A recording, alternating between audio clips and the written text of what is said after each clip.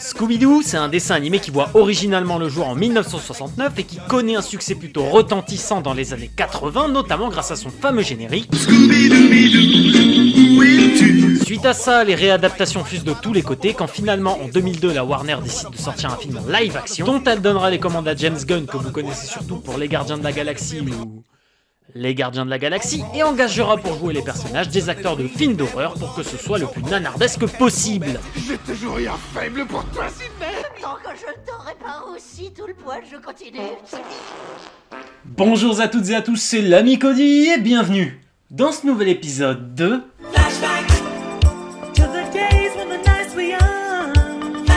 Le film commence par l'explosion d'une vitre dans une usine par laquelle passe un fantôme avec dans ses bras Daphné, la célèbre membre du Scooby, qui va se faire sauver les miches par le reste du groupe grâce à un plan fort bien ficelé.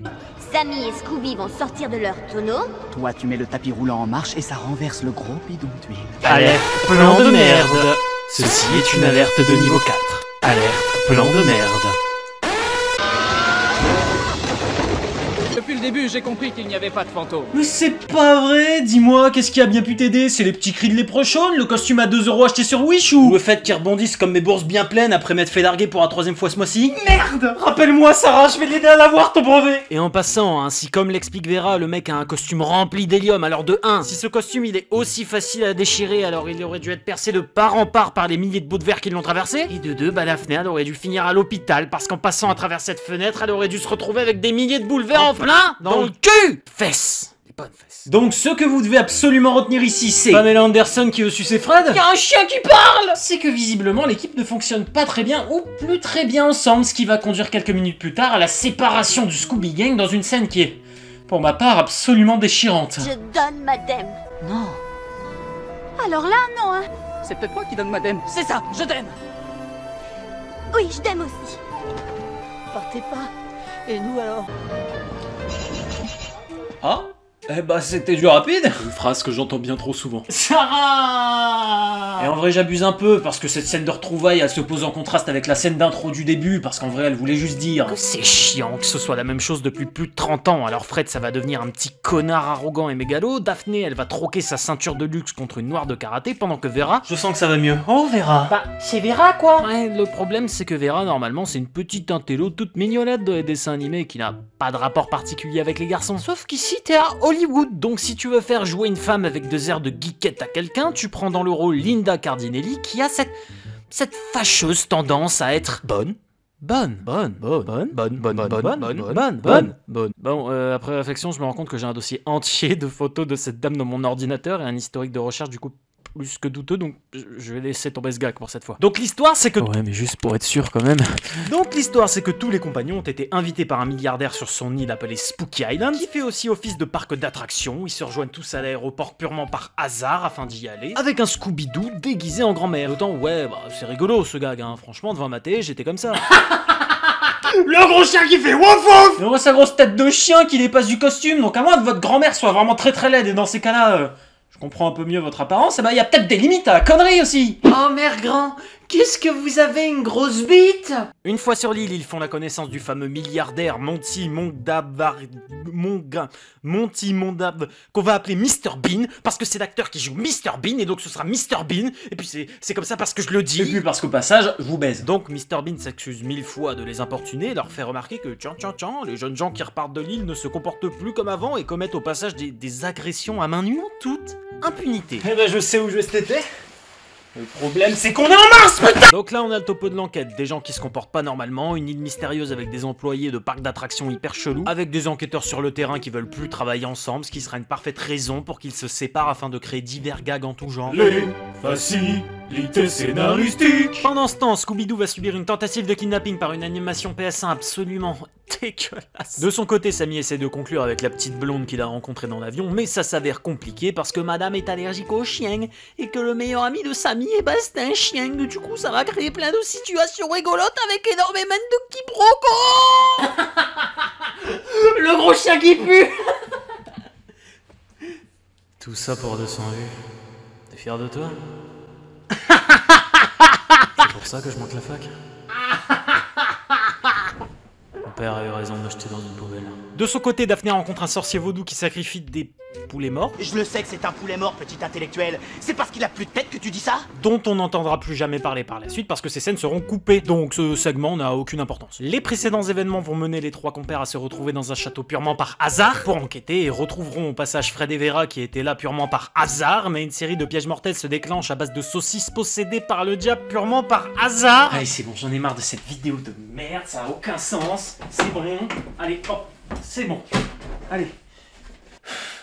J'ai pris la porte, ça n'a rien changé de souffler, d'accord? Le problème, il y a des soucis. J'arrive pas à remettre la porte. Ouais, cela, ça va?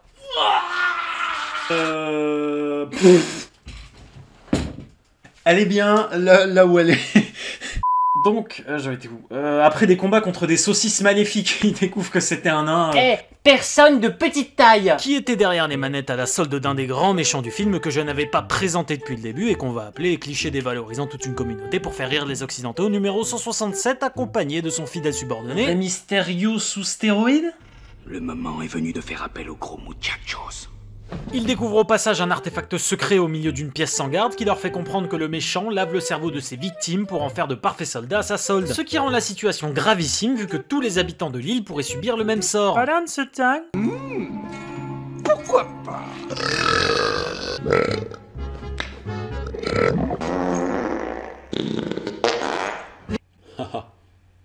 Le gros chien qui pète.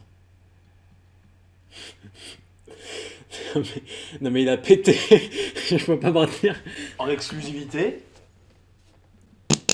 Ils vont tous dans un bar après ça pour discuter de ce qu'il y a de mieux à faire, mais problème, Vera se fait droguer au GHB et raconte sa vie au mec qu'elle veut pécho depuis le début du film, et non. Je dis non parce que je suis très énervé contre ce moment où Vera raconte un flashback, parce qu'il sert juste à introduire le méchant de l'histoire de manière hyper maladroite. Parce qu'à mon avis, James Gunn, le réalisateur, il a dû essayer de trouver un sens à son film et d'y mettre de la logique, mais mec, justement, c'est tout le principe, enfin, ton film c'est Scooby-Doo, tu peux faire n'importe quoi, pas besoin de réfléchir en allant le voir, enfin...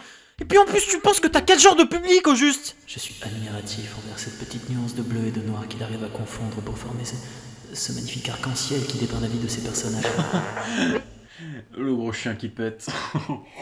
Les animations PS1 débarquent pour récupérer le Delta Mekouillis et capturent au passage Fred et Vera qu'on retrouvera le lendemain matin complètement lobotomisé du bulbe. Qu'est-ce qui s'est passé la nuit dernière? On s'est coincé une bolette, je te dis pas qu'est sonné veugre! J'ai un autre plus et je te casse la gueule. Les lobotomisés deviennent agressifs et poursuivent les survivants qui vont évidemment finir par être séparés. Sammy va trouver un chaudron rempli d'âmes qu'il va se charger de libérer et on comprend que l'âme qui était dans le corps des jeunes gens lobotomisés c'était les méchantes animations de PS1 depuis le début. Et surtout, information importante au passage, vu qu'on comprend qu'ils ne supportent pas la lumière du soleil. Et bah du coup, super plan de mettre tout ça à exécution dans un climat tropical en plein été. Mon rêve se réalise, je sens que ma librairie va faire un malheur au beau milieu de cet énorme incendie. Après un gag où les personnages échangent leur corps, on peut profiter de Fred déguisé en Daphné qui se tripote là. Nos amis mettent au point un plan pour sauver Scooby, qui a été kidnappé afin de se servir de lui comme d'une âme pure pour le Delta Mérovingis, et il est étonnamment... consentant. Ce chien est... sadomasochiste? Oh Sammy, qu'est-ce que tu fais? Oh Scoop, dis donc, t'es coquin ce soir. Allez, viens par en bas, tu vas pouvoir goûter ma Scooby Beats. Sammy, j'adore que tu me fais ça et que tu m'en mets plein le... Scène d'action finale où Sammy essaye de convaincre Scooby-Doo de ne pas être accepté en sacrifice, mais le clébard kiffe sa mère pendant que Vera et Fred nous offrent l'un des plus gros moments de gêne qui ait jamais existé sur Terre. Et on continue dans le n'importe quoi avec Daphné qui 1v1 Rey Mysterio alors que ce dernier pourrait littéralement la coincer sous ses fesses. Il passe à travers la structure, fait tomber le chaudron, ce qui libérera les âmes et fera tomber le méchant qui se nourrissait grâce au Delta de Mekouillis, révélant le méchant au grand jour auquel personne ne s'attendait. Scrapidou. Et là les amis, je vais vous demander un dernier petit effort pour écouter le terrible plan du très vilain Scrapidou. 1. Enfermer un milliardaire excentrique dans un bunker juste en dessous du lieu où il va commettre son méfait. 2. Usurper son identité et attendre des années pour inviter son ancien rival sur l'île. 3. Lui demander gentiment de bien participer à ce plan foireux. Et 4. Putain de merde, laisser tout ce quoi ce plan repose sans protection pour que Sammy y ait facilement accès. Et c'est pour seule défense non pas au hasard des soldats surentraînés, mais un putain de Mexicain qui doit crever de chaud sous son costume d'enculé. Mais t'es aux États-Unis! Achète-toi un flingue! Et voilà, cette vidéo est maintenant terminée, je vous remercie de l'avoir regardée. Quant à moi, je vais aller...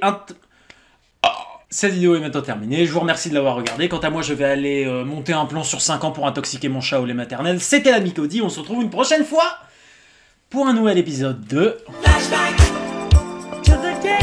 Salut, il est tard. Et je voulais dormir et je me rends compte que j'avais pas de porte. Toujours pas aller ici. J'aurais dû la ranger. Mais fatigue. Je suis mort. Fais chier.